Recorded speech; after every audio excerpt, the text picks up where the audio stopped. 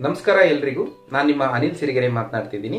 ದಿನಕ್ಕೊಂದು ನುಡಿಮುತ್ತು ಕಾರ್ಯಕ್ರಮಕ್ಕೆ ಸ್ವಾಗತ ಸುಸ್ವಾಗತ ತಮ್ಮೆಲ್ಲರಿಗೂ. ಇವತ್ತಿನ ನುಡಿಮುತ್ತು: ಕನಸಿನಲ್ಲಿ ಕಾಣುವ ಭವಂತಿಗಿಂತ ಕಣ್ಣೆದುರು ಕಾಣುವ ಗುಡಿಸಲೇ ವಾಸಿ. ಹೌದು ಸ್ನೇಹಿತರೆ, ಈ ಜಗತ್ತು ಕೇವಲ ವಾಸ್ತವಿಕವಾಗಿದೆ.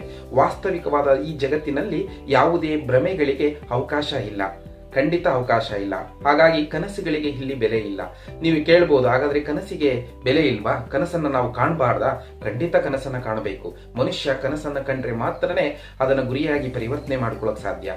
ಹಾಗಾಗಿಯೇ ಹೇಳೋದು, ತಾವುಗಳು ಕಂಡ ಕನಸನ್ನ ಒಂದು ಕ್ರಿಯೆಯ ಮೂಲಕ ನನಸಾಗಿಸುವತ್ತ ಗಮನ ಹರಿಸಬೇಕು.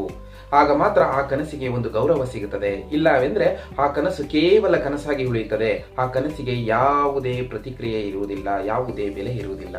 ಹಾಗಾಗಿಯೇ ಹಿರಿಯರು ಹೇಳ್ತಾರೆ, ಕನಸಿನಲ್ಲಿ ಕಾಣುವ ಭವಂತಿಗಿಂತ ಕಣ್ಣೆದುರು ಕಾಣುವ ಗುಡಿಸಲೇ ವಾಸಿ.